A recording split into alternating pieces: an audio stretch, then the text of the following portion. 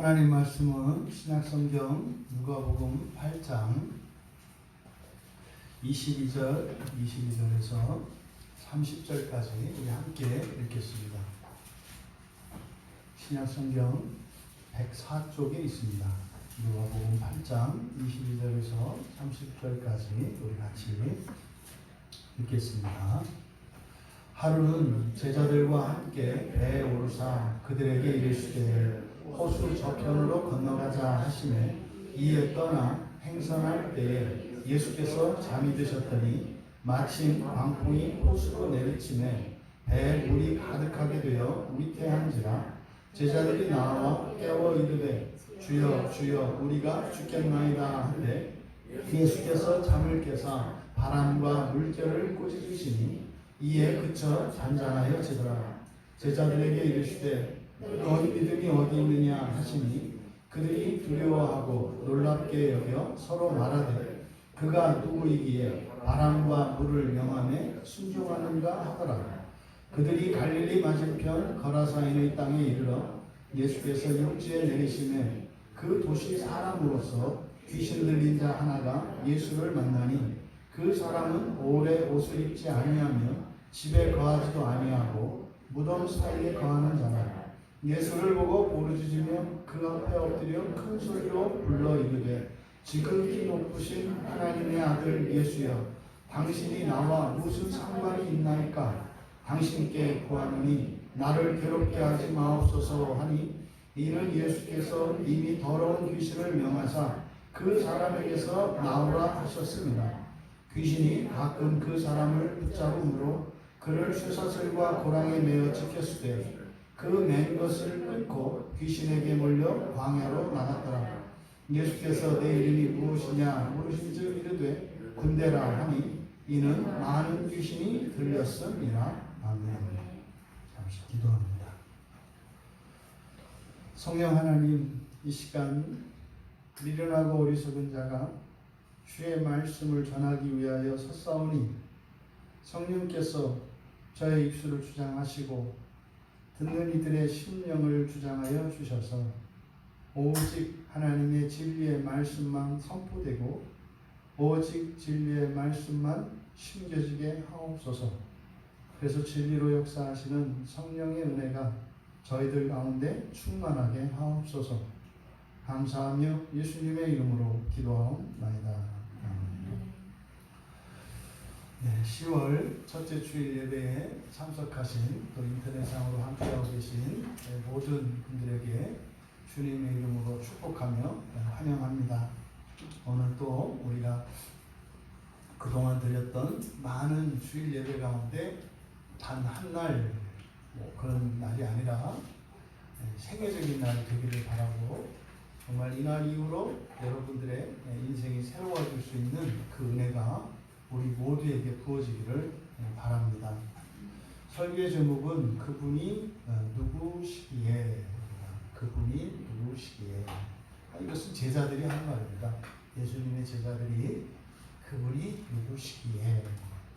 사실 어쩌면 우리가 일상생활에서 제자들이 예수님께 하였던 이 말과 같이 우리가 늘 이렇게 주님은 누구십니까? 주님이 누구이시기에 여러 가지가 있겠죠. 그 뒤에는 주님이 누구시기에 나를 이 고통 가운데 두십니까? 또 주님이 누구시기에 이 놀라운 일을 행하십니까? 하지만 분명한 것은 제자들이 예수님을 정확하게 알고 있지 못하다는 거죠. 정확은 그만두고 자기의 인생 안에 일어나는 일들조차 깨닫고 있지 못한 것을 나타내는 말입니다. 그분이 누구시기에. 이것은 자기의 인생을 이해하지 못한 그리스도인들의 삶 속에서 고백되어지는 말입니다. 우리 오늘 말씀을 통해서 우리의 주 되신 예수 그리스도가 어떠한 분이시며 또한 그분께서 우리에게 주시고자 하시는 그 구원의 참다운 의미와 가치가 여러분들에게 온전히 전해질 수 있게 되기를 바랍니다. 그래서 보지 못하던 여러분의 인생의 문제와 이런 환란들의 해답을 발견할 수 있게 되기를 바라고, 또 그 유익으로 인하여 그분이 누구시기에 라고 하던 고백이 당신은 누구누구이십니다 라고 분명한 신앙 고백이 되어줄 수 있기를 바랍니다. 이 사건은 마태복음 8장과 마가복음 4장에도 기록되어 있습니다. 이 세 개의 복음서, 공관복음 모두에 기록되고 있는 사건인데 관점이 다르고 의미가 다 다릅니다. 팩트는 그거죠. 제자들과 함께 배를 타고 갈릴리 호수를 건너 거라사 지방으로 간 사건이에요. 그때 풍랑이 일었고, 풍랑이 일어서 겁에 질렸던 제자들이 예수님께 도움을 청하였고, 그리고 그 위험에서 벗어났던 사건입니다. 이게 팩트예요. 그런데 마태와 마가와 누가는 이 한 가지의 사건을 가지고 세 가지 다른 이야기를 하는 겁니다. 그 가운데에서 누가는 이제 결론에 해당하는 부분이라고 볼 수 있는데, 누가는 지금 이 부분을 영적인 시험과 관련하여 설명하고 있습니다. 영적인 시험. 그것은 이제 본문의 내용을 보면 이 단어들 하나하나를 살펴보면 확연히 이제 드러납니다. 배를 타고 호수를 건너갈 때 풍랑이 일었고 예수님께서 풍랑을 잠재우셨던 사건이에요. 근데 그것은 단순한 사건이 아니라 그것을 가지고 호수를 건너가는 이 과정, 이것은 마치 우리의 인생 전체를 나타냅니다. 이 구약에서는 광야죠. 광야의 삶을 우리의 인생으로 비유할 수 있고, 그것을 누가는 이 호수를 건너는 사건을 우리 인생 전체로 비유하고 있는 것입니다. 22절은요, 어느 날 일어난 사건이었다 이렇게 표현을 해요. 어느 날 일어난 사건이었다. 이거는 예고가 없었습니다. 갑자기 일어난 사건이었다 이렇게 돼요. 어느 날 갑자기. 여러분의 인생에 어떤 일이 이렇게 오죠. 어느 날 갑자기 옵니다. 어떤 일들은 하나님께서 예고해 주셔서 준비할 수 있도록 하십니다. 근데 어떤 일은 불시불식간에 갑자기 내 인생 안에 무엇인가가 들어옵니다. 그래서 전혀 대비하지도 못했고 예상할 수도 없었고, 이거는 평생 생각해보지도 않았던 어떤 일이 일어나는 겁니다. 지금 누가는 이 사건을 그렇게 얘기하는 거예요. 어느 날 갑자기 일어난 사건인데 그게 무엇이냐? 제자들과, 우리말 성경에는 제자들과 함께 배에 올랐다 이렇게 되어 있지만 이것은 원문의 뜻을 드러내고 있지 않습니다. 이렇게 함께 올랐다라고 하는 의미가 없어요. 이 누가는 전혀 예수님과 제자들이 한 배에 탄 것은, 이것은 전혀 별개의 사건인 것처럼 나타내고 있어요. 원문은 그렇게 되어 있습니다. 예수님이 배에 타셨다. 여기서 탔다라고 되어 있는데 걸어갔다라는 말이에요. 예수님이 배 안으로 걸어가셨다.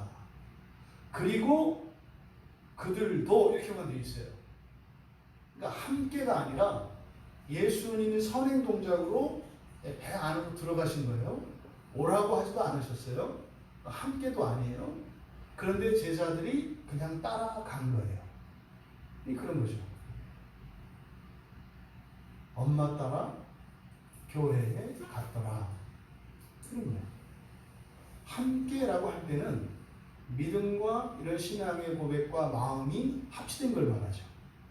그러니까 여기서 지금 예수님이 배에 탄 사건과 제자들이 배에 탄 사건은 함께 탔어요. 하지만 누가는 이것을 별개의 사건처럼 나타내고 있다.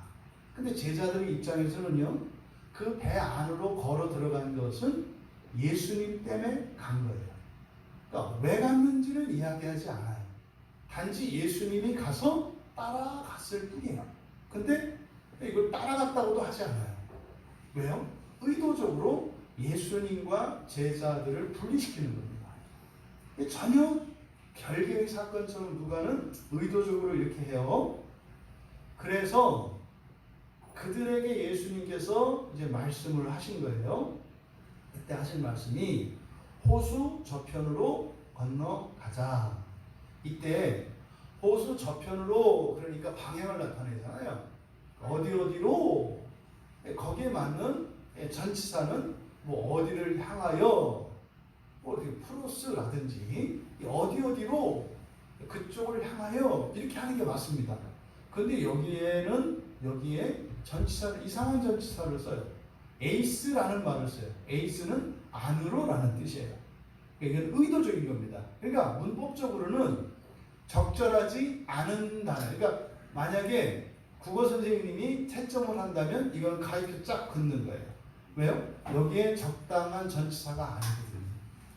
안으로라고 할 때는 어떤 장소 안으로 가는 거죠. 그러니까 지금 여기는 호수 건너편이기 때문에 어디로 해야 되는데 안으로라는 말을 쓰고 있어요. 이거는 의도적인 겁니다. 그러니까 단순히 호수 건너편이 아니라는 거죠, 누가는. 그러니까 여기서 말하는 호수 건너편은 그냥 저쪽을 이야기하는 것이 아니라 다른 의미가 있다는 거예요. 그래서 이에 떠나 이렇게 되어 있습니다. 이에 떠나 여기서 그냥 떠나 이렇게 되어 있습니다만 여기에 사용된 단어는 안하고라는 말이에요. 안하고는 아나라는 말과 아고예요. 아나는 위로라는 뜻이거든요. 위로. 아고는 인도하다, 이끌다 이런 뜻이에요. 그러니까 위로 이끌다. 그러니까 떠난다는 말이 그냥 단순히 떠난다는 것이 아니라 위로 이끌렸다 이렇게 돼요. 그들은 이끌렸다. 그런데 여기에도 마찬가지로 그들이 떠났다 할 때도요. 전치사 에이스를 씁니다. 어디로 해서 어디로 이끌렸다 그래야 되는데 여기에도 에이스라는 전치사를 써요. 일부러 사용하는 거예요. 그러니까 에이스 안으로 이렇게 써요. 이 의도적인 거예요. 왜 이렇게 누가가 문법에 맞지 않도록 그러니까 어법에 맞지 않도록 이렇게 글을 기록할까? 누가는 이렇게 작문이나 지식에 있어서 모자람이 없는 사람입니다. 이 사람은 아주 뛰어난 의사예요. 굉장히 꼼꼼한 사람이고 점 하나 획 하나까지 굉장히 신경 쓰는 사람입니다. 지금 누가가 이렇게 쓴 것은 의도적인 거예요. 그리고 여기서 떠났다라고 할 때 이 안하고라는 말을 썼는데 이 안하고라는 말이 성경에서 의미하는 바가 무엇인지를 살펴보면 전치사 에이스를 쓴 이유를 분명하게 알게 돼요. 마태복음 4장 1절에 보면 이제 예수님께서 광야에 가서 시험을 받으러 가시는 장면이에요. 그때 예수께서 성령에 이끌리어 이렇게 돼 있어요. 예수께서 성령에 이끌리어, 이 이끌리어가 안하고예요. 성령에 이끌려서 시험 받으러 가셨다. 그러니까 이 안하고라는 말은 시험과 관련되어 있어요. 그럼 예수님이 이렇게 시험을 받던 요 사건, 누가복음에도 기록되어 있는데 누가복음 4장 5절에는 마귀가 또 예수를 이끌고 올라가서 이제 우리말 성경에는 산꼭대기가 생략되어 있어요. 그래서 또 예수를 산꼭대기로 올라가서 이렇게 되어 있거든요. 그러니까 이게 또 안하고예요. 그러니까 종합하자면 호수 저편으로 가자고 하셨고 그곳으로 제자들이 이제 떠났다 라고 하는 이 말이 의미하는 바는 바로 제자들이 시험을 당하는 사건이다 라고 누가가 이야기한 거예요. 그것을 어떻게 해요? 예수님께서 광야 시험을 받을 때와 빗대어서 얘기를 하는 거예요. 근데 누가는 이 안하고라는 말을 두 번째 시험에 사용했어요. 마태는 처음에 광야로 이끌려갔다 할 때 광야로 나갈 때 이 안하고를 썼지만 누가가 사용한 안하고는 예수님이 받으신 두 번째 시험. 그 두 번째 시험은 나한테 절하면 이 보이는 세상을 다 주겠다는 거예요. 주권에 대한 시험이거든요. 그러니까 이 두 번째 시험, 그러니까 주권에 대한 시험이에요. 그러니까 지금 제자들이 배를 타고 이제 호수 건너편으로 가는 이 사건은 이제 제자들이 어떤 시험을 당한 거라는 거예요. 근데 그 시험이 어떤 시험이다? 주권에 대한 시험이라는 거예요. 주권에 대한 시험이라는 것은요, 어떤 것을 할 수 있는 권세가 누구에게 있는가예요. 여러분이 지난 한 주 동안 여러분들이 마음에 들지 않는, 또 여러분들이 원하지 않았던 어떤 일들이 일어났잖아요. 이것은 주권의 문제예요. 만약에 여러분이 온전한 주권을 가지고 있다면 절대로 여러분의 인생에는 여러분 마음에 들지 않는 일이 일어나지 않습니다. 여러분 뜻대로 된다는 말이에요. 이거를 권력이라고 하죠. 권력, 권세. 이것을 가지고 있으면 내 뜻대로 될 수 있어요. 그러니까 사람들이 그렇게 권력의 혈안이 되는 이유는 뭐예요? 내 뜻대로 하고자 하는 겁니다. 이게 주권이에요. 그러니까 지금 이제 배를 타고 건너가는 이 사건 속에 주권에 대한 시험이 있을 거라는 거예요. 내 인생의 주권이 누구에게 있는가? 여러분의 주권은 누구에게 있습니까? 많은 사람들이 착각해요. 나에게 있다고. 그렇지 않습니다. 화도 내 마음대로 못 내잖아요. 금방까지 마음이 평화로웠는데 다른 누군가 때문에 화를 내잖아요.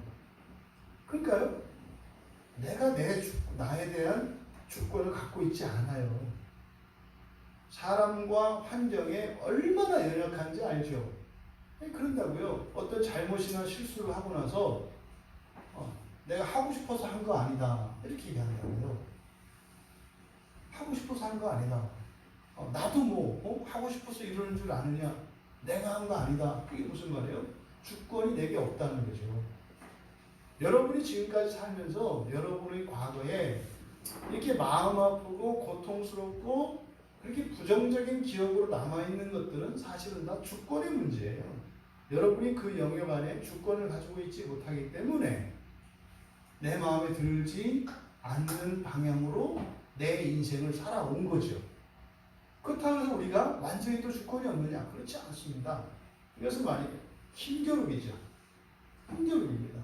주권은 삼각관계예요. 나 자신이 주인 되려고 하는 나의 주권이 있어요. 또 나를 선한 길로 인도하시려는 하나님의 주권이 있어요. 그리고 나를 악한 길로 인도하려고 하는 사탄의 주권이 있어요. 이 삼각관계예요, 항상. 나는 사실 이 선택은 나에게 있습니다. 하나님은 우리를 선한 길로 인도하시려고 해요. 여기 생명의 길이라고 하죠. 사탄 마귀는 우리를 악한 길로 인도합니다. 여기는 파멸의 길, 죽음의 길이라고 합니다. 그것을 우리가 선택한다고요. 그래서 이 세 개의 주권 속에서 실질적으로 주체적인 역할을 하는 것은 여러분의 주권이에요. 여러분의 주권은 뭐냐? 바른 선택입니다. 여러분에게는 선택할 수 있는 주권이 있어요. 그러니까 지나온 여러분의 과거에 대해서 누구 탓을 할 수가 없어요. 왜요? 여러분이 선택한 것이기 때문에. 하지만 여러분이 선택한다고 해서 그것이 꼭 그렇게 되는 것은 아니에요. 여러분이 선택한 것이 열매 맺도록 하는 것은 하나님의 주권이에요. 하나님의 주권이에요. 또 여러분이 선택한 것이 여러분에게 고통을 가하게 하는 것, 이것은 마귀의 주권이에요. 그래서 마귀는요, 항상 여러분을 괴롭히려고 합니다. 이 악이라는 말이 있어요, 성경에서. 악이라는 말이 두 가지가 단어가 있어요. 하나는 우리에게 해가 된다는 의미에서 악이 있고, 그때는 선에 대한 악이에요. 또 하나, 그 악의 성질로서의 악은 고통을 일으키는, 이게 악이에요. 하와가 선악과를 따먹고 난 뒤에 해산의 고통을 가지게 됐죠. 임신한 고통을 가지게 됐죠. 이게 악이에요. 아프고 슬프고 괴롭고 고통스럽고 이게 악의 성격입니다. 그러니까 마귀는 우리를 그런 쪽으로 이끌어요. 하나님은요, 우리를 기쁨과 사랑과 행복과 즐거움으로 이끌어요. 근데 그 선택은 우리에게 달려 있어요. 현재 여러분들이 겪고 있는 즐거움과 이런 고통은 과거의 여러분의 선택에 의해서 일어나는 일이에요. 그래서 어느 누구에게도 우리는 핑계할 수 없어요. 여러분의 환경이 어찌 되었든지 간에 여러분들이 만약에 하나님의 인도하심을 선택한다면 여러분의 인생은 선한 길로 가게 될 것입니다. 그런데 아무리 조건이 좋고 완벽한 것 같은 환경에 처했을지라도 만약에 여러분들이 악한 길을 선택했다면 여러분 인생은 악으로 점철된 인생을 사시게 될 것입니다. 잊지 마세요. 환경이나 사람은 중요하지 않습니다. 중요한 것은 여러분의 선택이에요. 무엇을, 어떤 길을 선택할 것인가. 그런데 쉽지 않아요.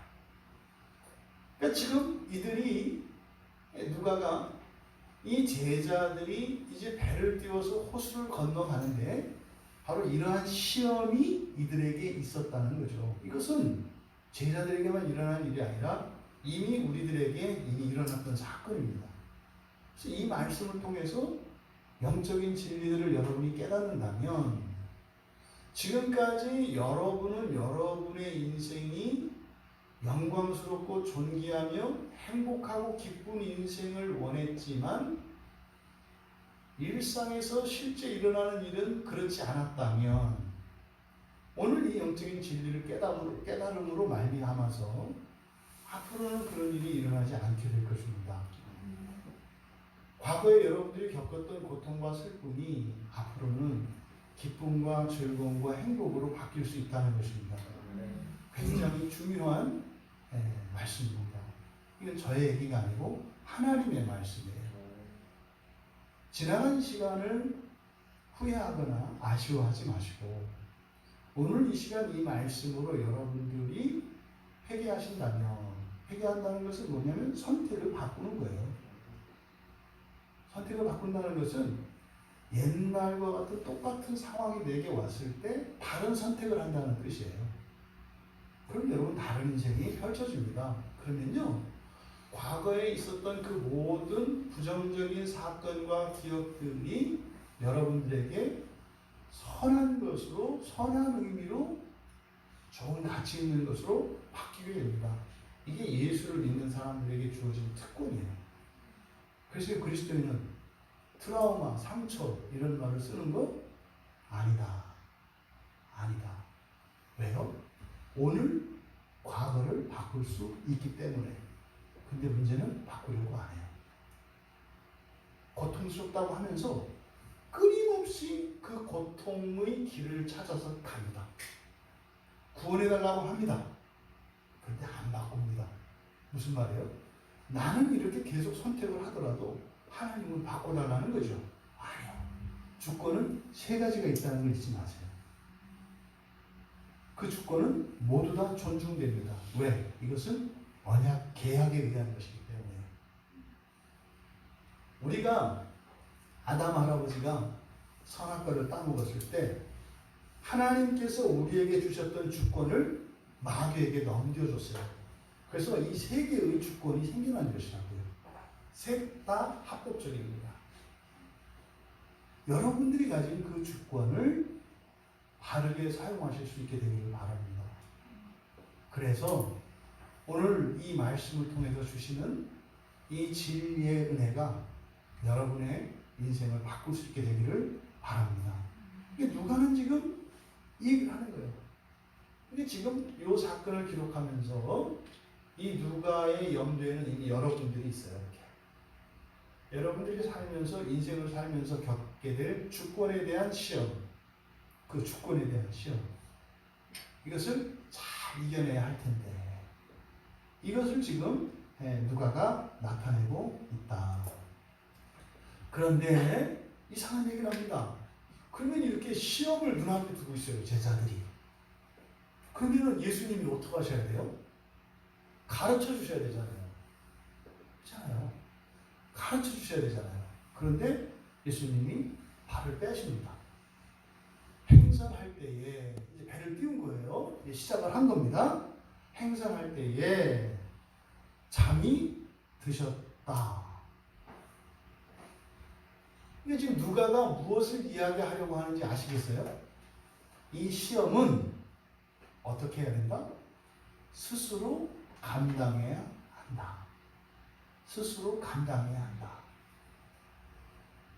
하나님께서 내버려 두는 것 같은 때가 있다 이 말이에요. 잠이 드셨다. 그런데 여기에 잠이 드셨다. 이게 성경에 헬라어로 잠든다라고 하는 말이 여러 가지가 있어요. 예, 마태와 마가가 사용한 잠들다라는 말과 여기에 사용한 잠들다라는 말은 다릅니다. 전혀 다른 말이에요. 누가가 사용한 이 잠들다라고 하는 말은 아포라는 말과 휘포노스라는 말이 합쳐져 있어요. 원래는 이 휘포노스라고 하는 것은 영적으로 잠든 것을 나타내요. 육체적으로 잠든 것을 나타낼 때는 카티우도라는 말이 있어요. 마테나 마가는 이렇게 카티우도라는 말을 써요. 잠들었다. 그런데 누가는 이 휘포노스라는 말을 써요. 휘포노스는 영적으로 잠든 거예요. 그거 아시죠, 여러분? 사도행전 20장 9절에 보면은 유두거라고 하는 청년이 설교를 듣다가 창문에 앉아서 설교 듣다가 잠들어가지고 떨어져서 죽어버려요. 그때 잠든 거는 영적인 잠을 말해요. 영적인 잠. 그렇잖아요. 설교 시간에 여러분 주무시는 거 육체적으로 잘 수 있어요. 카티우도일 수 있어요. 육체적으로 피곤해서 그럴 수 있어요. 그런데 여기서처럼 이런 피프너스일 수도 있어요. 영적으로 잠들 거일 수도 있어요. 영적으로 잠들면 죽는데요. 그렇게 이야기해요, 성경에서.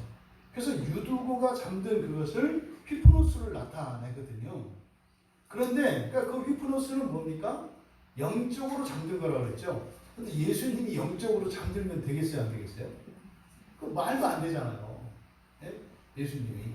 그래서 여기서 잠들었다고 하는 것은 영적인 잠을 의미한다.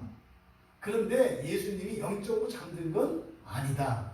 그것을 나타내기 위해서 앞에 아포라는 말을 붙인 거예요. 아포는 뭐뭐로부터 이렇게 분리를 나타내거든요. 그러니까 지금 누가가 아포와 이 휘프노스라는 말을 합쳐서 이 단어를 만든 것은, 그러니까 이렇게 주무셨지만 사실은 예수님이 완전히 영적으로 이게 잠드신 것이 아니라 뭡니까? 영적으로 깨어 있으신데 어떻게 했다? 손을 빼셨다. 이런 의미로 얘기를 하십니다. 그러니까 그냥 두고 보시는 거죠. 그 시험에 대해서 예수님이 두고 보신다. 여러분 인생 안에 이런 일이 일어나요. 이렇게 주권에 대한 시험이 올 때 예수님께서 이렇게 잡아 끌지 않으신다 이 말이에요. 그래서 여러분의 주권, 선택이 중요하다고 그랬죠. 그러니까 여러분이 주님의 손을 잡든지 마귀의 손을 잡든지 여러분이 선택하셔야 돼요. 여러분들이 이렇게 반복적으로 죄를 짓는 이런 일들이 있어요. 그때 여러분이 선택하시는 거예요. 그때 이렇게 지나고 나서 나도 몰랐다 아니에요. 여러분이 아주 짧은 순간이지만 선택을 하신다고요. 만약에 그 순간에 여러분들이 주님의 손을 잡는다면, 만약에 그런 위험한 순간에 마귀의 손을 잡는다면 여기 인생이 바뀌는 거예요. 만약에 마귀의 손을 잡았다면 후회하고 자책하고 원망하고 고통하고 애통하는 일이 일어나겠죠. 그 순간에 주님의 손을 잡는다면 승리의 기쁨과 여러분의 인생 안에 보람과 만족이 있을 겁니다. 이 싸움은 모두가 겪는 싸움이에요. 그러니까 주님이 두고 보시는 싸움. 이것이 선택의 싸움이다. 지금 여기서 누가는 예수님이 이렇게 잠드신 것을 통해서 이러한 주권에 대한 시험은 예수님께서 개입하지 않으시고 우리의 선택을 존중하시며 기다리신다는 것을 이야기합니다. 여기서 제자들이 행선하는 것은 현재형으로 나타내고 있어요. 행선하는 것은 건너는 시험이라고 그랬잖아요. 인생 안에 일어나는 이 시험은 항상 일어납니다. 그런데 이 사건이 어떤 사건이다? 어느 날 일어난 사건이라고 그랬죠. 항상 일어나는데 언제 일어나요? 어느 날 갑자기 일어나요. 원인도 알 수 없어요. 어느 한순간에 일어나요. 여러분 이렇게 돌아보세요. 인생을. 예를 들어서 여러분 주변에 있는 누군가와 심하게 다투어서 이렇게 사이가 벌어졌거나, 아니면 여러분 인생에 어떤 실수를 통해서 엄청난 피해를 본 어떤 경우들이 있을 거예요. 근데 그런 것은 어떻게 해요? 갑자기 일어나요. 근데 그런 일은 항상 일어날 수 있다고 이야기를 하는 거예요. 그러니까 늘 깨어있지 않으면요, 넘어지고 나서 알면 소용없어요. 넘어지고 나서 알면 소용없어요. 왜요? 거기서 이제 넘어지고 빠져들면 거기서 벗어나는 일은 보통 어려운 일이 아닙니다.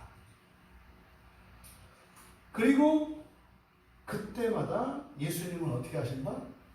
두고 보신다. 잊지 마십시오. 두고 보신다.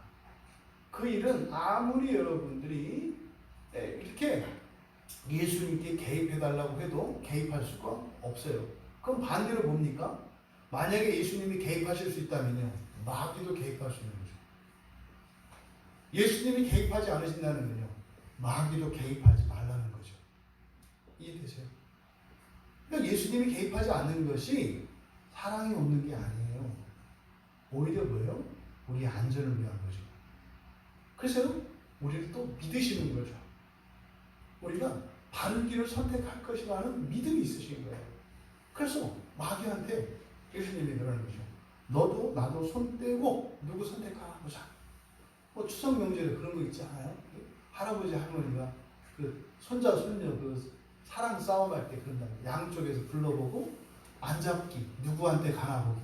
그래서 우리에게 와라, 우리에게 와라, 양쪽에서 부르잖아요. 이제 애가 이렇게 하다가 떡 하나 더 준 분한테 가죠.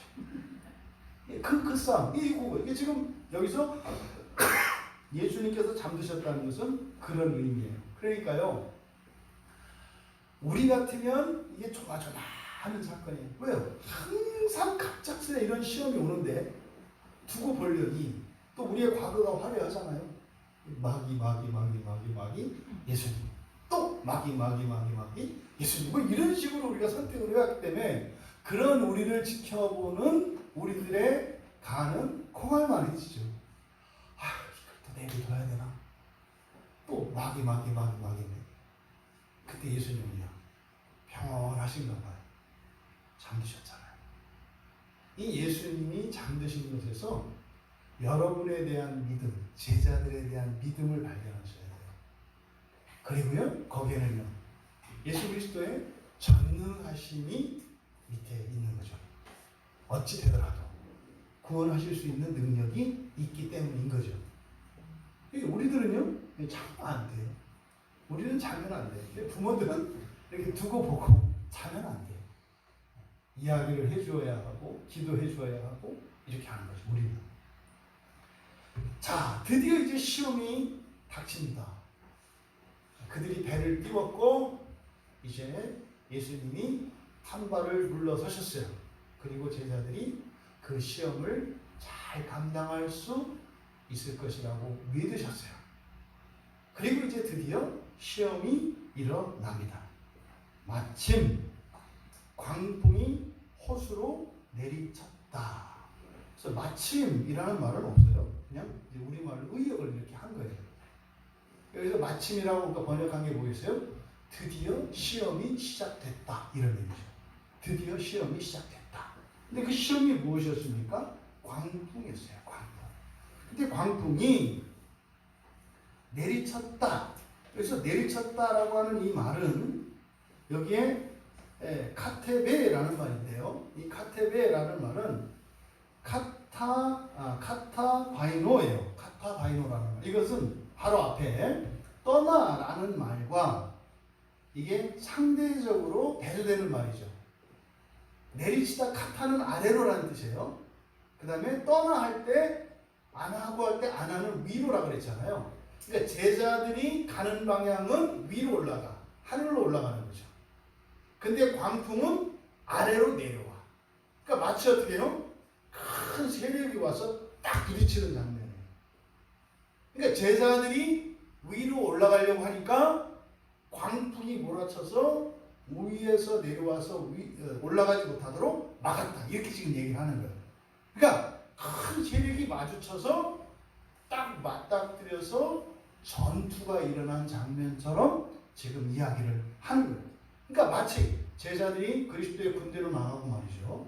이 광풍은 그 그리스도의 군대를 저지하기 위하여 막아서는 사탄의 군대처럼 표현하고 있는 거예요. 이게 지금 그래서 카타라는 말을 접두어를 붙이고 제자들이 갈 때는 아나라는 말을 접두어를 붙여서 서로 충돌하는 장면으로 이야기하고 있는 거예요. 이런 거죠. 여러분들이 하루하루 사시는 일은 올라가는 삶이에요. 하늘나라 천국을 향해서 올라가는 삶이에요. 근데요, 사단마귀는 여러분들이 올라가지 못하도록 위에서 내려오면서 막습니다. 막습니다. 올라가지 않으면 밀리는 거예요. 중간은 없어요. 이렇게 세력 균형은 없습니다. 영적인 세계에서 세력 균형은 없어요. 올라가든지 내려가든지요. 그러면 올라가는지 내려가는지 어떻게 아느냐? 여러분이 올라가는 것을 모르면 내려가는 거예요. 내려가는 것을 모르면 올라가는 게 아니라 올라가는 것을 모르면 내려가는 거예요. 그러니까 여러분들이 날마다 영적으로 성숙하고 성장하는 하나님의 은혜가 경험이 되어지는 이런 일들이 올라가는 거예요. 그게 없어요. 근데 일상에 아무런 문제가 없어요. 그러면요, 괜찮다고 생각하죠. 그때는 내려가는 거예요. 이것을 여러분들이 기억하셔야 돼요. 한치의 양보도 없습니다. 밀고 올라가든지 밀려 내려오든지 둘 중에 하나예요. 그러니까 지금 이제 딱 세력이 맞부딪혔습니다. 그러니까 이제는 힘이 팽팽한 거예요. 나가려고 하는 제자와 그걸 막아서는 광풍의 힘이 팽팽한 거예요. 그때 어떤 일이 일어나서요? 호수로 내리쳤더니 배에 물이 가득하게 되었다. 탁 부딪혔더니 배에 물이 가득하게 되었다. 지금 우리말 성경에서는 이게 정확히 안 나타나 있어요. 원문에서는 주어가 그들이에요. 그들이. 마태나 마가는 배가 물에 잠겼다고 얘기를 해요. 근데 누가는 이거 지금 영적인 시험으로 얘기하기 때문에 잠긴 것이 배가 잠겼다라고 얘기하는 게 아니라 그들이 잠겼다 이렇게 얘기해요. 그들이 잠겼다. 뭐요? 꼭지가 꽉 찬 거죠. 이게 뭡니까? 한계죠. 신앙의 한계, 인생의 한계, 능력의 한계, 한계 상황을 나타내는 말이에요. 그들이 잠겼다. 여기서 물이 가득하게 되다. 이 가득하다라고 하는 말이 쉼플레로라는 말이에요. 쉼플레로. 쉼플레로, 그러니까 플레로가 이게 넘치다, 충만해, 넘치다 이런 뜻인데 쉼이라는 말은 이게 함께예요. 함께. 이게 무슨 말이냐면 꽉 찬 상태. 말하자면 배로 이야기하면 해수면과 배의 위가 이렇게 일치된 상태를 말해요. 그러니까 가라앉지는 않았지만 딱 가져갔는데 사실은요, 이때부터는 물을 한 바가지만 퍼내면 안 가라앉고 잠시라도 퍼내는 일을 중단하면 가라앉는 상황이죠. 이게 팽팽하게 세력 균형이 된 상태예요. 이거를 지금 배에 물이 가득하게 되었다. 이렇게 번역했지만 직역을 하면 그들이 완전히 잠겼다. 뭐예요? 그들의 힘이 다한 거예요, 이제. 그들의 한계 상황에 부딪힌 거예요. 그러니까 그들이 완전히 잠겼다. 근데 이때는 수동태를 쓰고 있어요. 그러니까요, 그들의 능력은, 여러분들의 능력은 한계가 있어요. 그래서요, 시험이 막 몰아치면요, 감당할 수 없는 수준에 와요. 누구든지 다 그래요. 누구든지. 근데 하나님께서 이런 시험을 허락하실 때는요, 감당할 만큼, 어디까지만? 잠길 때까지만이에요. 여기서 빠져들 것이냐 극복하고 나올 것이냐는 여러분의 선택에 달려 있어요. 이때 가득 찬 상태예요. 이 한계 상황. 그럼 이때는요, 사실은 이 한계 상황을 돌파해서 여러분의 본성을 바꾸고 여러분의 인생을 바꾸고 팔자를 바꿀 것이냐 아니면 가라앉을 것이냐를 결정하는 순간이에요. 이 순간. 더 좋아지든지 악화되든지 결정해야 되는 순간이에요. 이 순간에. 그래서 근데 그때에 대한 그 순간 혈액균형이 딱 돼서 그 한계 상황에 다다랐을 때 제자들은 어땠느냐? 그 뒤에 있는 얘기예요. 위태한지라. 이거는 능동이에요. 가득하게 된 것은 수동이에요.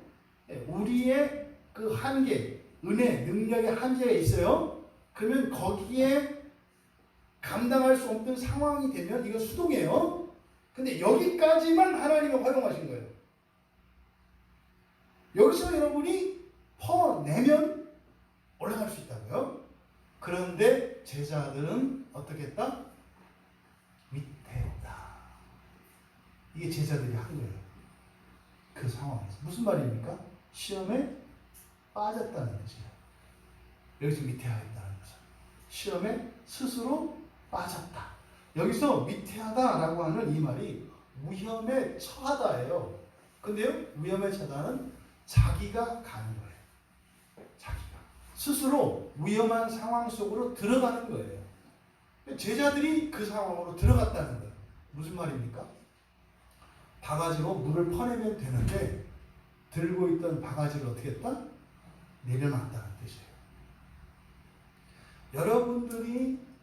여러분들은 그리스도인이시잖아요. 잊지 마세요. 여러분은 그리스도인이기 때문에 시험이 왔을 때 시험을 이길 수가 있어요. 여러분들은. 이길 수가 있어요. 그런데 번번이 지죠. 그 원인을 여기서 이야기하고 있는 겁니다.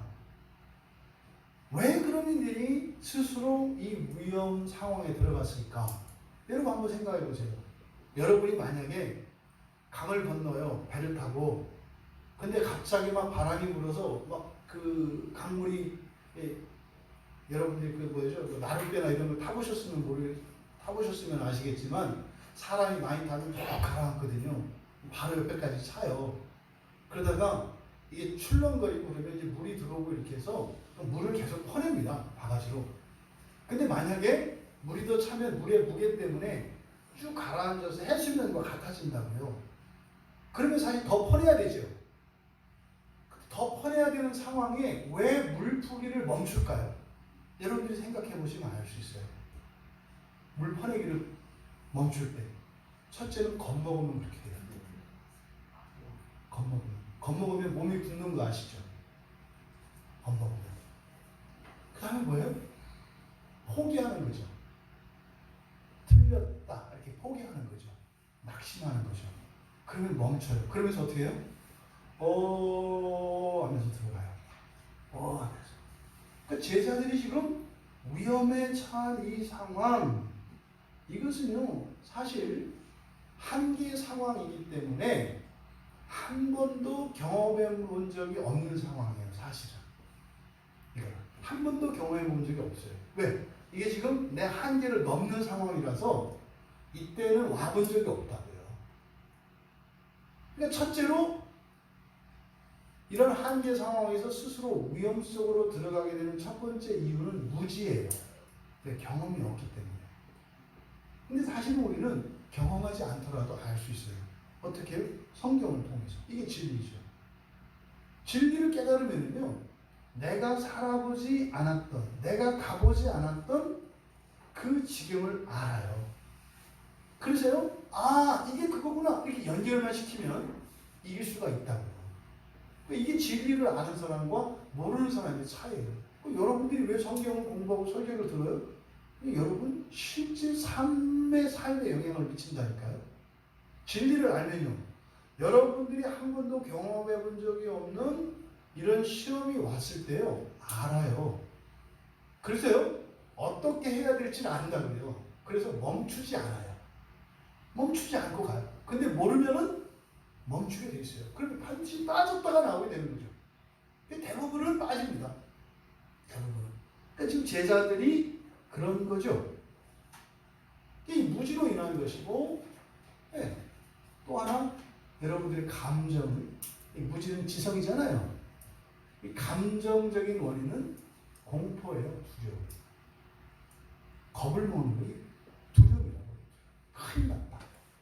큰일 났다. 이게 뒤에 나오잖아요. 죽게 되었다. 이게 사실은요, 바른 판단 아니거든요. 이런 감정이 딱 들어와 버리면은, 여러분 여기서 바로 화낼 때가 언제예요? 죽게 되었을 때죠. 이거를 표출하지 않으면 내가 죽을 것 같은 거죠. 화를 낸다고요. 사실은 그거 아무것도 아니거든요. 지나고 보면. 화 안 내도 되는 건데 화를 낸다. 왜? 감정에 속아서 그러는 거죠. 그러니까 이들이 지금 위험에 스스로 빠져 들어가게 된 이 원인을 여러분들이 잘 생각하셔야 돼요. 왜? 우리도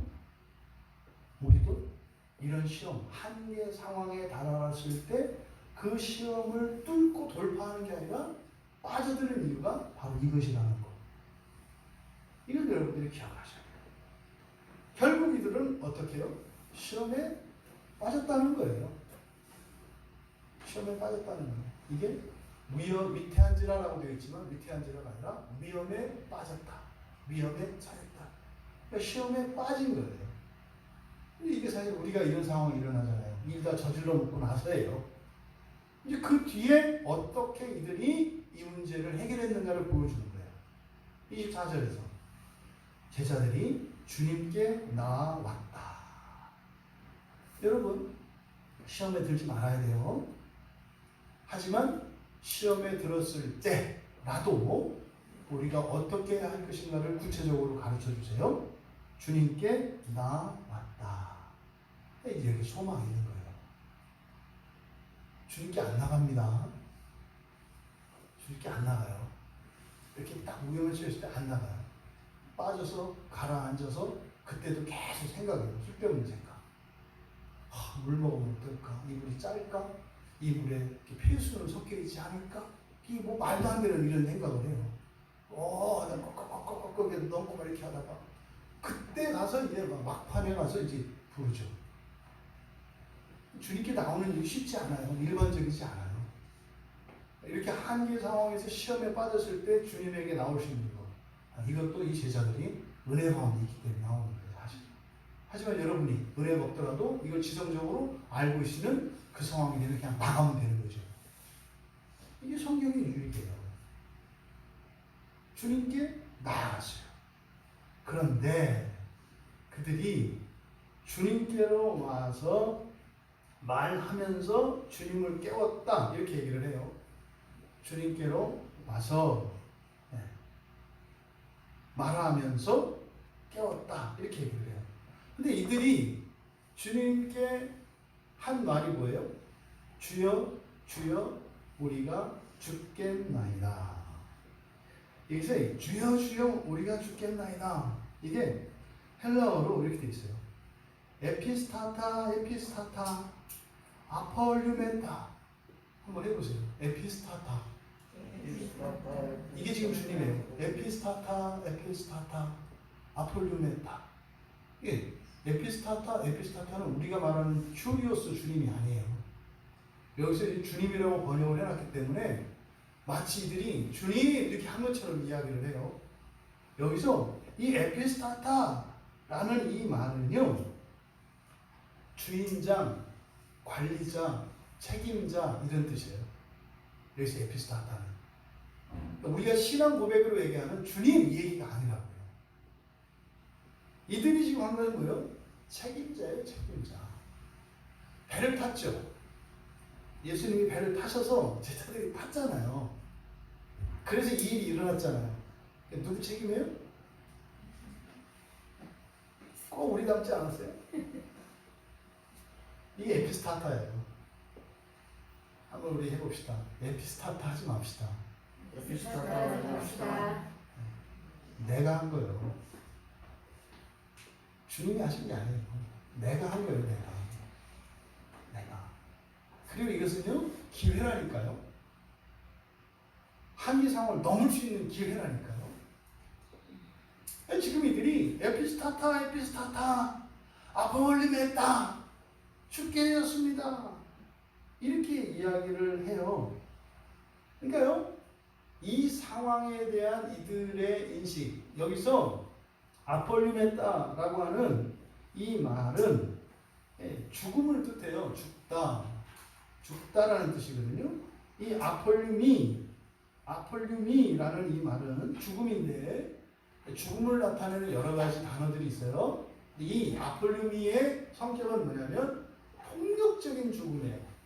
폭력적인 죽음.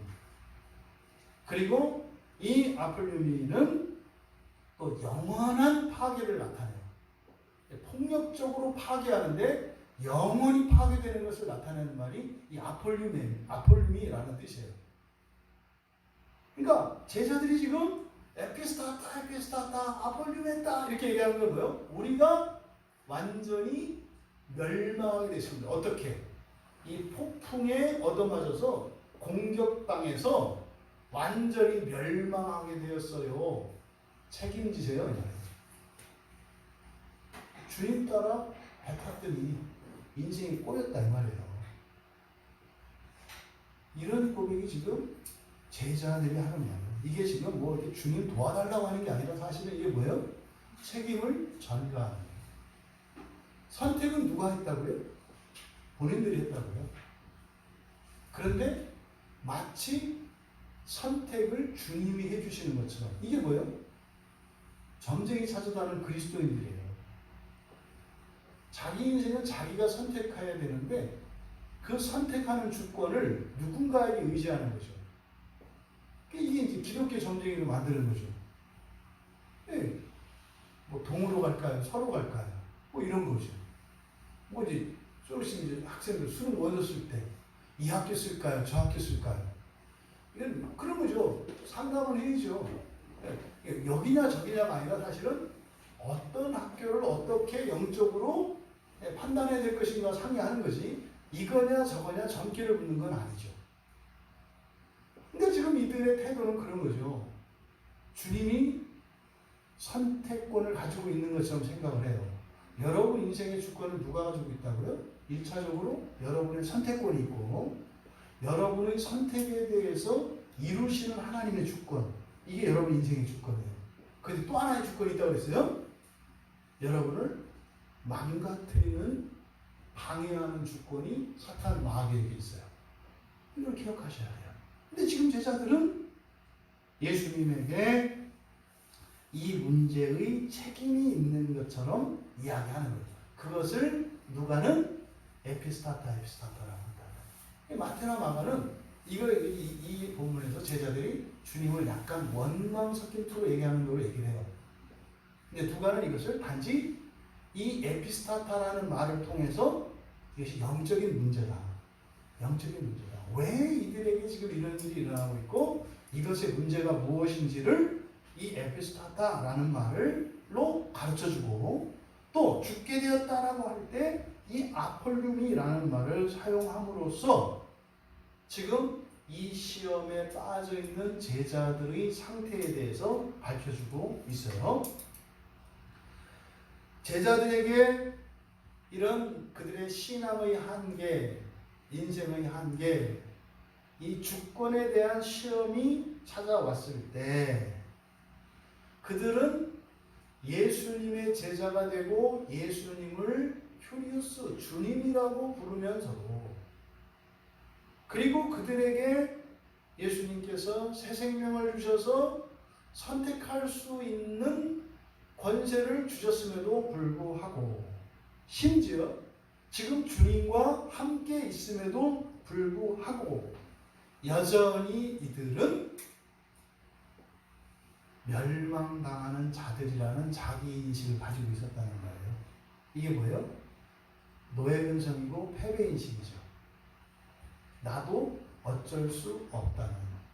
여러분의 인생에 한계가 있어요? 없어요. 잊지 마세요. 여러분의 인생에 한계가 있어요? 없어요. 한계가 있다면 아직 때가 되지 않은 것 뿐이죠. 시간적인 한계만 있을 뿐이에요. 여러분들 한계는 없어요. 근데 여전히 우리들에게는 어떤 자기인식이 있어요? 멸망당할 자라는 자기인식이 있어요. 이게 지금 제자들의 상황입니다. 멸망당하는 자는 뭐예요? 어쩔 수 없다는 패배의식이에요.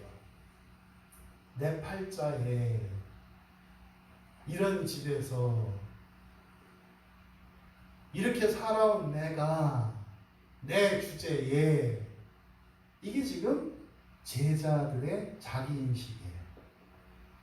이것을 제자들의 고백을 통해서 주여 주여 우리가 죽겠나이다 라는 말을 통해서 나타내고 있어요. 이에 대한 주님의 가르침, 예수께서 잠을 깨사 바람과 물결을 꾸짖으시니 이에 그쳐 잔잔하여 지더라. 이게 이제 오해가 되는 부분이에요. 여기서 예수님께서 잠을 깨사 바람과 물결을 꾸짖으셨더니 이렇게 됐다 그랬어요. 일어나시면서 바람과 물결을 꾸짖으셨다. 이게 동시동작으로 되어 있어요. 일어나시면서 이렇게 하셨다. 그런데 여기에서 말하는 이 바람은 아뉴모스라는 단어예요. 아뉴모스. 이 아뉴모스라고 하는 말은 여러분들이 잘 알고 있는 성령, 영원할 때 푸뉴마 있잖아요. 이게 바람이거든요. 근데 여기서는 아뉴모스예요. 아뉴모스. 아뉴모스라는 말을 쓰고 있거든요. 그리고 물결이라고 번역되어 있어요. 그대로 직역하면 물의 사나움 뭐 이런 뜻입니다. 높은 파도죠. 마태나 마가는 이걸 파도라고 이야기를 하는데 누가는 물의 사나움이에요. 그러니까요. 예수님께서 말씀하신 대상이 아뉴모스라는 바람과 물의 사나움이에요. 물에게 명령하신 게 아니에요. 물의 사나움에 대해서 말씀을 하신 거예요. 그런데 여기서 우리가 오해하고 있는 게 뭐냐면요. 그래서 꾸짖으셨다는 말이에요. 그래서 이걸 흉내낸다는 거 아닙니까? 가끔 해보시죠, 여러분도? 기도하고 이렇게 신앙생활 해보신 사람들은 이거 흉내내요. 막 태풍이 불고 그럴 때 이렇게 사람 없으면은 태풍아 멈출지어다. 왜 예수님이 했거든요. 저도 해봤어요. 되던데요. 되더라고요. 여기서 그런데 꾸짖다라고 번역된 이 단어가요. 에피티마오라는 말이에요. 에피티마오. 이 에피티마오라는 말의 사전적인 의미는 뭐냐면 합당한 평가를 내리다.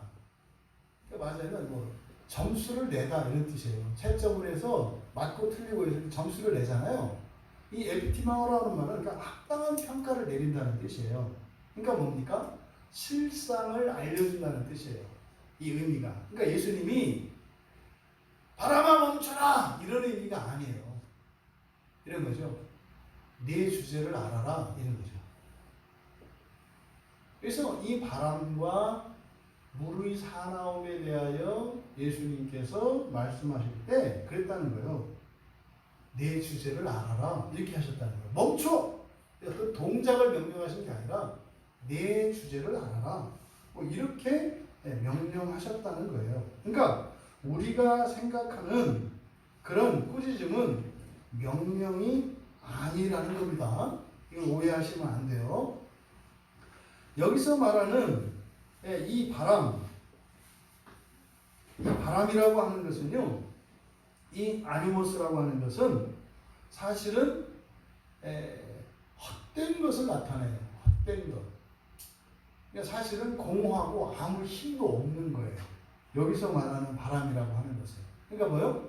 있어 보이지만 아무것도 아닌. 이거 뭡니까? 허풍 그러죠. 허풍이 비를 허자에다가 바람풍 이거든요. 허풍. 그러니까 여기서 말하는 바람은 허풍이에요. 허풍. 풍선처럼 부풀려요. 거기다 바늘하고 콕 찌르면 어떻게 돼요? 씩 걷다 빠져가지고 쪼그라들고 말아버리잖아요. 요거예요. 그러니까 그 실상을 가르쳐주는 거죠. 네가 이렇게 부풀리고 있지만 헛바람이라는 것을 알고 있다는 것을 예수님이 말씀하셨다는 거예요. 이게 지금 여기서 우리말 성경에 바람과 물결을 꾸짖으셨다라는 의미예요. 그래서 여기서 이 아니모스라고 하는 이 말은 그래서 바람을 이야기할 때는 일시적으로 부는 돌풍을 가리키는 말로 써요. 갑자기 부는 돌풍 있잖아요. 그리고 싹 사라져 버리는. 여기에 이제 사용을 하고 이것을 은유적으로 헛된 유행이나 이런 사조들을 일으켜라. 그런 거 있죠. 와, 세상을 휘덮는 그 유행. 안 사면 안 되는. 뭐 그런 거 있잖아요.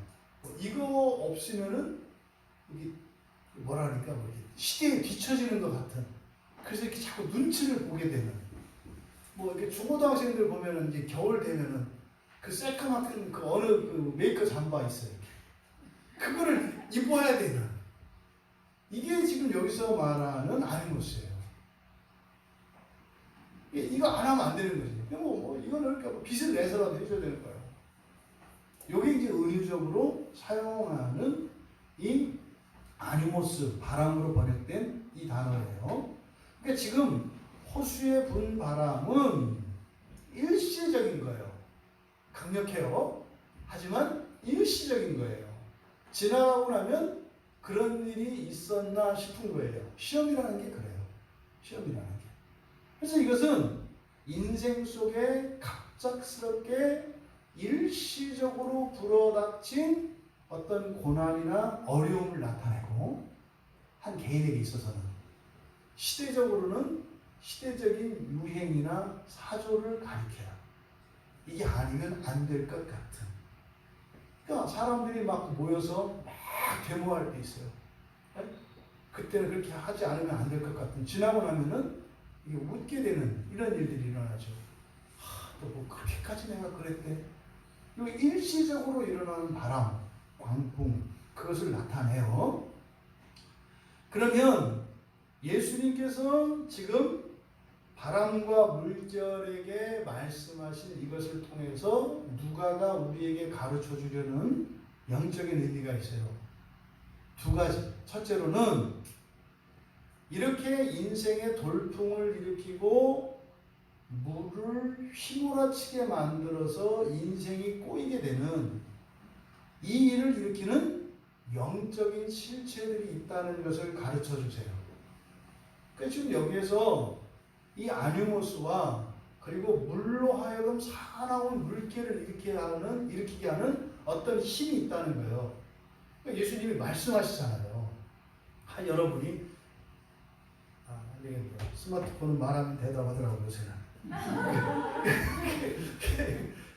이게 책한테 이렇게 말하지 않잖아요. 말씀을 하실 때는 누구한테 하는 거예요? 인격체에게 하는 거죠. 인격체에게. 근데 지금 예수님이 지금 우리말 성경에 바람과 물결에게 말했다 할 때 이 바람과 물결 그 사물에 대해서 말씀하신 것이 아니라 그것을 배후에서 움직이는 영적인 실체가 있다는 것을 우리에게 가르쳐 주시죠. 그런 거예요. 여러분 인생에서 일어나는 고난 그 배후에 그것을 일으키는 영적 실체가 있다고요. 이것을 가르쳐 주시는 거예요. 우리에게. 두 번째로는 제자들에게 교훈을 주시는데 또 다른 주시는 교훈은 뭐냐면 죽을 것 같은 이런 문제도 그 문제가 문제가 아니라 그 문제를 일으키는 배후에 있는 그 세력이 문제라는 것을 가르쳐 주시면서 문제 해결을 어떻게 해야 된다. 그 환난과 고통이 아니라 그것을 일으키는 실체들을 제거해야 문제가 해결된다는 것을 가르쳐 주시는 거죠. 근데 여기서 제자들이 혼란에 빠졌잖아요.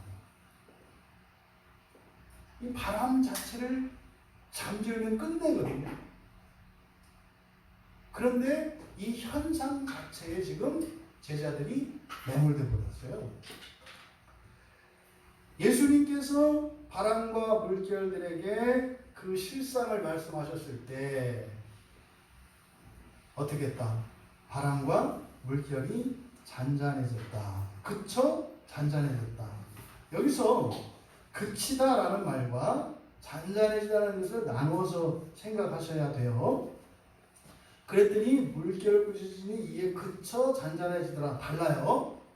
그치다, 그친 것은 바람과 물결들이에요. 여기서 그치다라는 말은 파우오라는 뜻이거든요. 파우오. 그러니까 중단하는 거예요. 딱 멈추는 거예요. 얼음! 어린이들 놀이할 때 얼음! 그러면 멈추잖아요. 그러니까 딱 멈추는 거예요. 근데 여기에서 일어난 이 돌풍, 이 바람이 뭐랬어요? 일시적인 바람을 했잖아요. 일시적인 바람은 딱 멈추면요, 딱 떨어져서 끝나는 거예요. 계속되는 바람이 아니에요. 그러니까 딱 멈추면 끝난다 이 말이에요. 그쳤어요? 그러니까 바람과 물결들이 그쳤어요. 그 다음에 잔잔해졌다라고 하는 것은 물결이 잔잔한 걸 말하지 않아요. 그대로 직역하면 잔잔함이 되었다 이렇게 돼요. 그러니까요, 조금 전에 있던 이 야단 법석을 떨던 이런 소요, 풍랑 이것이 없어지고 뭐요? 호수가 원상태로 돌아왔다 이런 뜻이에요. 바람과 물결이 그치니까 원상태로 돌아왔다. 여러분의 인생에 어떤 문제가 생기잖아요. 그게 딱 사라지면 어떻게 돼요? 언제 그랬나 싶을 정도로 일상으로 회복하죠. 근데 여기서 잔잔함이 되었다 할 때 기노마이를 쓴다고요. 없던 잔잔함이에요. 새로운 평온함, 새로운 고요함이에요. 그러니까 제자들이 맨 처음에 배를 띄웠을 때의 상태로 된 것이 아니라 그것과 다른 또 다른 상태를 이야기해요. 이 잔잔함이라고 하는 것이. 그러니까 단순히 바람만 잔 게 아닌 거죠. 그러니까 이런 시험이 해결되고 나면 성장이 일어나요. 성장이.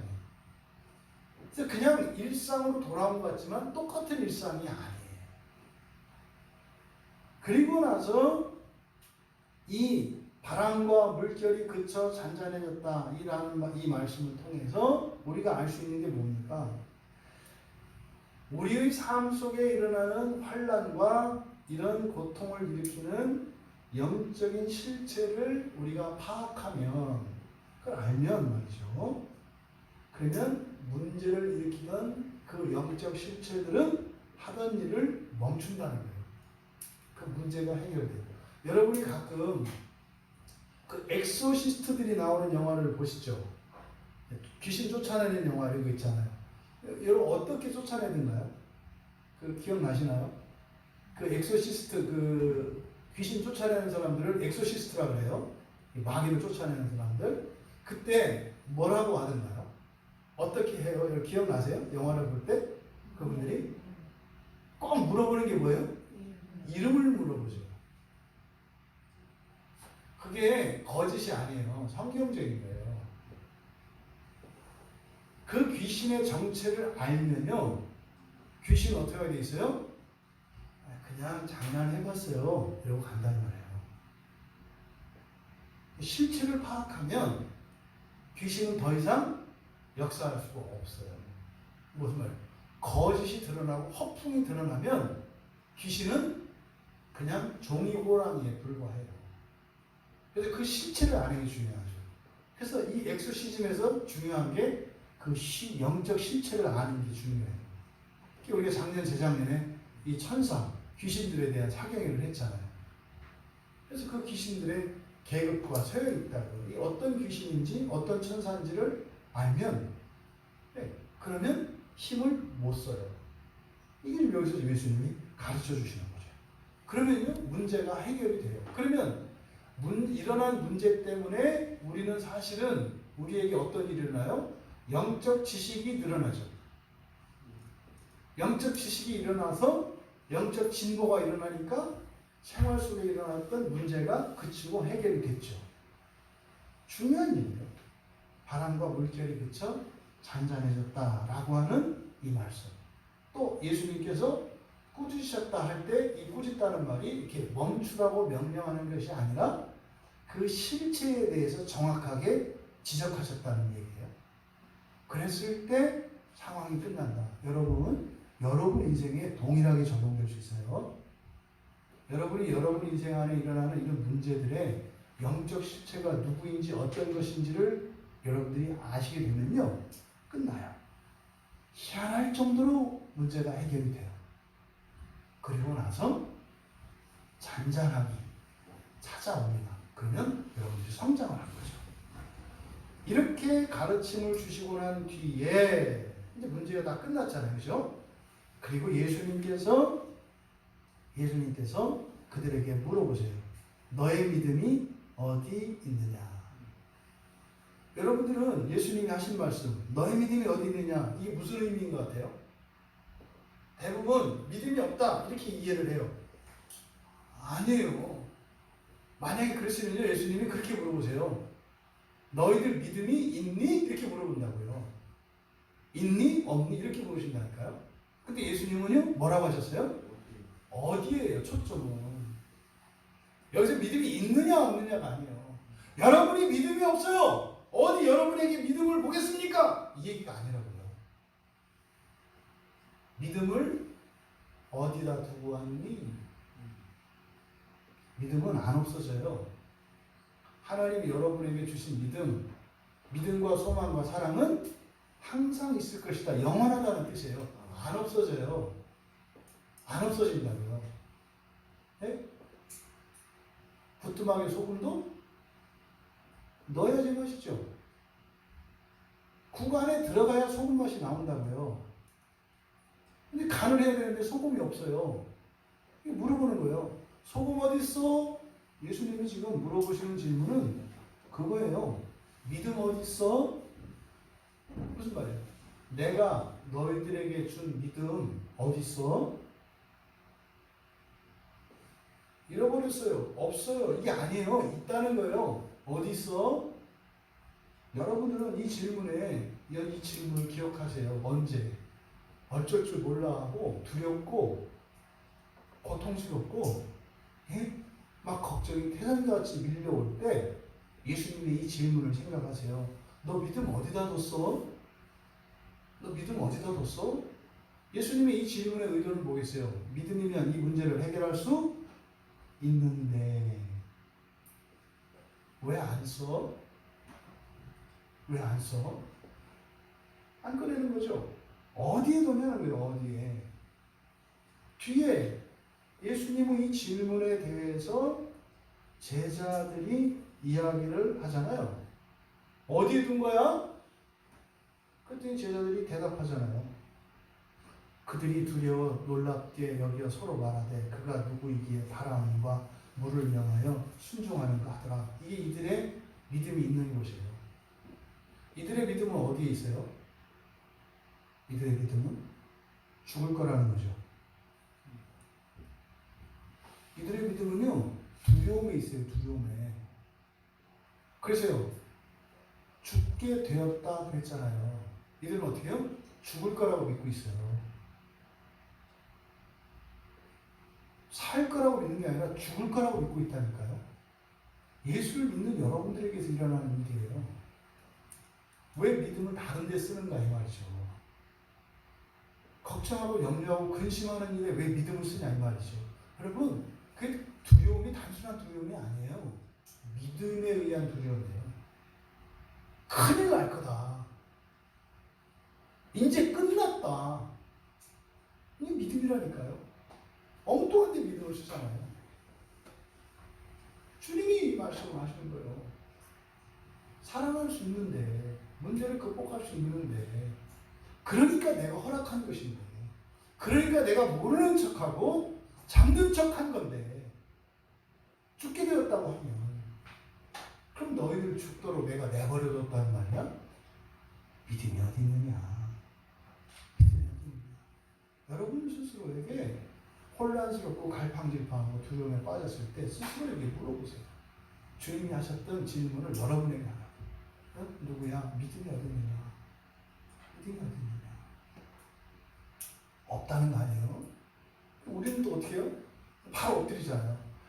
나 믿음이 없어서. 없긴 뭐가 없어.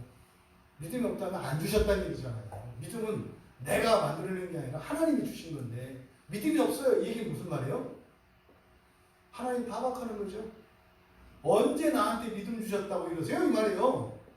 믿음이 없다는 말을 겸손한 말로 착각하지 마세요. 믿음을 자기 일인 줄 아니까 있다 없다 그러는 거죠. 여러분이 예수 믿고 세례를 받고 이렇게 예배를 드리는데 하나님이 믿음을 안 주셨다고요? 주셨어요. 근데 문제는 뭐예요? 엉뚱한 데 갖다 놓는 게 문제죠.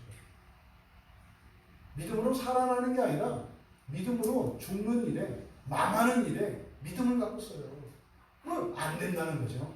이 사람은 안 될 거라는 거죠. 이 일은 안 될 거라는 거죠. 나는 안 될 거라는 거죠. 이런 상황은 절대로 안 될 거라는 거죠. 믿음이에요. 살아나라고 믿음을 넣는데 죽는 일에 믿음을 쓰고 있어요. 제자들이. 그러니까 그 제자들이 뭐라고 합니까? 놀랍게, 두려워하고 놀랍게 여겨요. 따로따로 보셔야 돼요. 예수님이 이렇게 물어보셨을 때 이들은 뭐했다? 두려워했다. 두려워했다. 또 놀랐다. 그리고 서로에게 말했다. 이 세 가지예요. 이게 제자들의 믿음의 상황이에요. 여러분, 이 정상적인 반응이라고 생각하세요? 여러분이 지금 아무 생각 없이 제 설교만 들었으면 여기서 아무 이상한 거 못 느껴요. 근데 이게 여러분의 실제 삶 속에서 일어난 일이라면 이게 지금 이상한 반응이라는 걸 눈치채셔야 돼요. 상황이 어땠어요? 죽게 되었다면서요. 물에 빠져 죽게 되었다 그랬잖아요. 그런데 고요해졌잖아요. 그럼 여러분 이럴 때 어떻게 해요? 네? 할렐루야 하잖아요. 아니 지금 그 죽음 직전에 자기 생각에는 죽음 직전에 다가갔는데 뭐요? 말기 암에 걸렸어요. 예? 끝났어요 이제 다. 그랬는데 그래서 마지막으로 죽기 전에 교회 가서 기도 한번 해야지.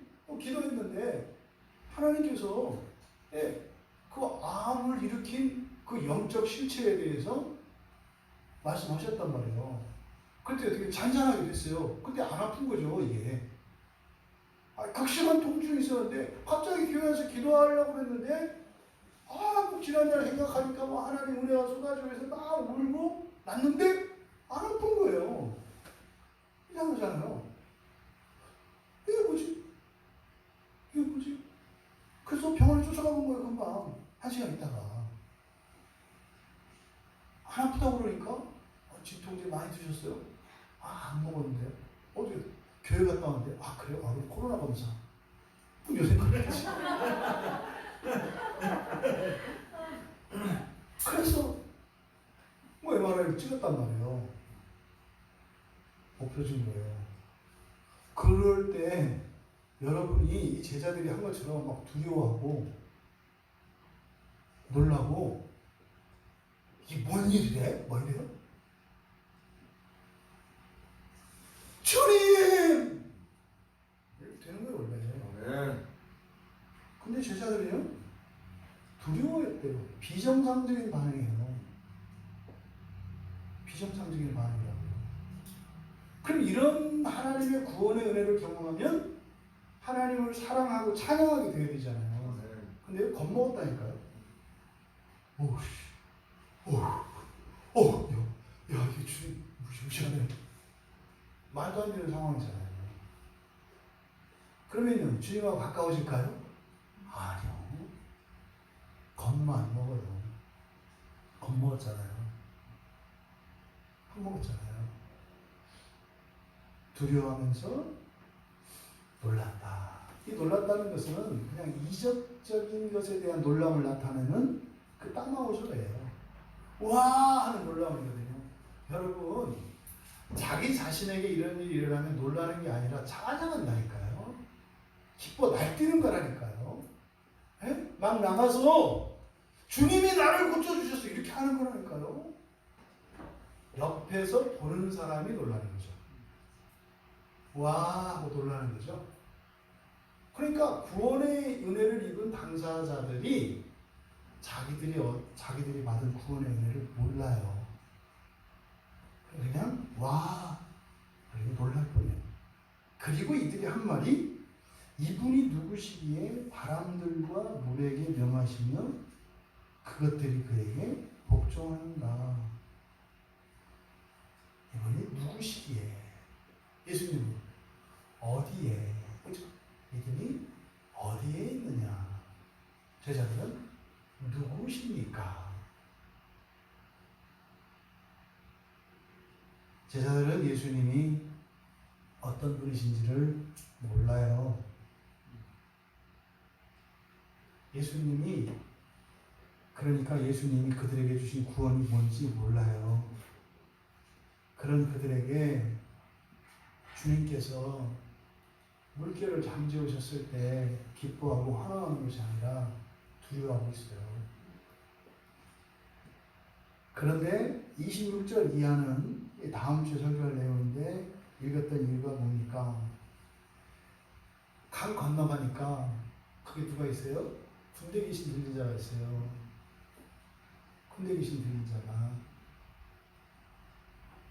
근데 28절에 가보면 예수를 보고 부르짖으며 그 앞에 엎드려 큰 소리로 부르되 지극히 높으신 하나님의 아들 예수여. 제자들은 당신이 누구시기에, 예? 어떻게 귀신 들린 자 입에서 지극히 높으신 하나님의 아들 예수여 라는 고백이 나오고 예수님의 제자들 가운데 특별히 선택하신 사도의 입에서 당신이 누구십니까? 라는 이야기가 나오는 겁니까? 근데 또 더 놀라운 것은 그들이 뭐라 그래요? 귀신 들린 자가 당신이 나와 무슨 상관이 있나니까. 참 희한하죠. 예수님이 누군지도 모르고 쫓아다니는 제자 알면서 아무 상관이 없다고 하는 귀신 들린 자. 하나님과 관계를 맺고 있는, 다시 말해 예수님의 제자된 것이, 그러니까 이들이 따라와서가 아니라 예수님이 제자 삼은 거죠. 안다고 되는 것도 아니고 모른다고 안 되는 것도 아니에요. 우리가 하나님의 자녀인 것은 삼으신 거예요. 여러분들이 영적인 진리를 알고 성경을 다 알아도 여러분들이 하나님을 아버지라고 부를 수가 없어요. 하나님이 나를 자녀 삼아주셨기 때문에 하나님을 아버지라고 부를 수 있고 예수님을 주님이라고 부를 수 있는 거예요. 하지만 주님을 아는 이 지식, 이것은요, 우리의 삶에 직접적인 영향을 미친다는 것, 그리고 우리들이 살면서 반드시 해야 되는 일이 주님을 알아가는 일이라는 것, 이것을 여러분들이 기억하셔야 합니다. 격려합니다. 여러분은 예수님이 어떤 분이시고 누구시라고 생각하십니까? 써보시라고요. 집에서 한 번씩. 여러분들이 얼마나 주님에 대해서, 예수님에 대해서 무심하고 무관심하고 아는 게 없는지 알아요. 그러면 어떻게 되는 줄 아세요? 인간관계가 다 그렇게 되고. 인간관계가. 여러분이 아는 주님은 누구세요? 그럼 여러분이 아는 정도의 차이와 상관없이 결론적으로 주님이 두려움의 대상입니까? 소망의 대상입니까? 제자들이 이 사람이 도대체 누구시기에, 이분이 누구시기에 이렇게 물으셨던 질문을 예수님이 역으로 제자들에게 물으신다면 어떻게 물어보겠어요? 너희는 도대체 누구이기에 이처럼 무서워하며 놀라는가? 너희는 도대체 누구이기에 이 상황에서, 이 시험에서 죽을 수밖에 없다고 이야기하는가? 귀신 들린 자인가? 제자인가? 여러분이 현재 겪고 있는 두려움, 또 여러분이 느끼는 위험, 고통, 이것은 무엇입니까? 여러분들이 겪는 그것은 어떤 것이든지 해결할 수 있다는 사실을 기억하시기 바랍니다. 이 진리를 야고보가, 예수님의 동생인 야고보가 훗날 이 사건에 대해서 들었겠죠. 이 사건에 대해서 해설을 한 게 야고보서 1장의 2절에서 8절까지 내용이에요. 해결할 수 있다는 거예요. 그럼 어떻게 여러분들이 여러분의 문제 이것을 해결해야 한다고요? 제자들이 어떻게 해결했는가를 우리가 봤잖아요. 어떻게 했어요? 주님께 나아가서 주님을 깨웠죠. 그리고 도움을 청했죠. 이게 뭡니까? 기도하시는 거예요. 기도는 우리가 주님을 제대로 알지 못하고 우리가 믿음을 다른 데 두고 있어서 믿음의 능력을 사용하지도 못할 때, 그래서 우리의 환경이 내가 감당할 수 있는 한계를 넘어섰을 때, 이때 기도하는 거예요. 기도는 우리에게 없는 능력을 채워주시는 하나님의 능력이에요. 기도. 이럴 때 기도하는 거예요. 그래서 주님께서 가르쳐 주신 기도에서 누가복음에는 뒤에 이제 누가복음 11장이 나오거든요. 어떻게 해요? 시험에 들게 하지 마옵시고 다만 악에서 구하옵소서. 지금 여기 8장에서 이 사건이 있었잖아요. 11장에 가서 예수님이 그 기도에 대해서 말씀하시는데 이 사건을 제자들에게 상기시킨다고요. 시험에 들게 하지 마십시오. 왜? 시험은 한 번에 오는 게 아니거든요. 계속 반복이 되는 거거든요. 다만 악에서 구하옵소서. 고통이에요. 고통과 두려움에서 벗어나게 해주십시오. 라고 기도하라 그랬죠. 예수님이. 야고보가, 예수님의 동생 야고보가 야고보서 1장 6절에서 8절까지 어떻게 기도해야 할 것인지 우리에게 가르쳐줘요. 오직 믿음으로 구하고, 오직 믿음으로 구하고, 조금도 의심하지 말라. 의심하는 자는 마치 바람에 밀려 요동하는 바닷물결 같으니. 이게 요 사건이에요.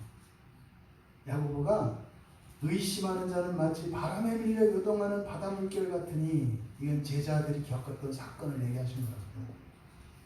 이런 사람은 무엇이든지 주께 얻기를 생각하지 말라. 두 마음을 품어 모든 일에 정함이 없는, 확정하지 않은 믿음을 빼놓고 다니는. 그럼 안 된다는 거죠. 세 번째로 시험에 대비하십시오. 시험에 대비하십시오. 이런 시험이 옵니다.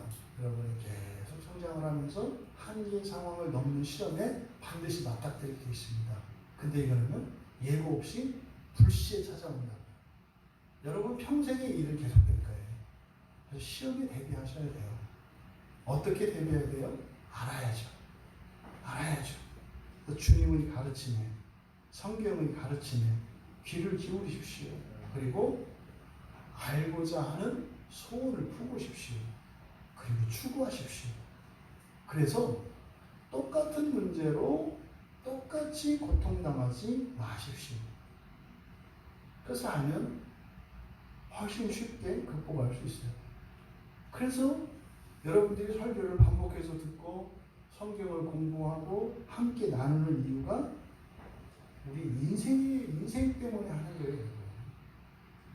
우리 인생에 일어나는 이런 환난과 어려움에 대해서 대비하기 위해서 하는 거예요.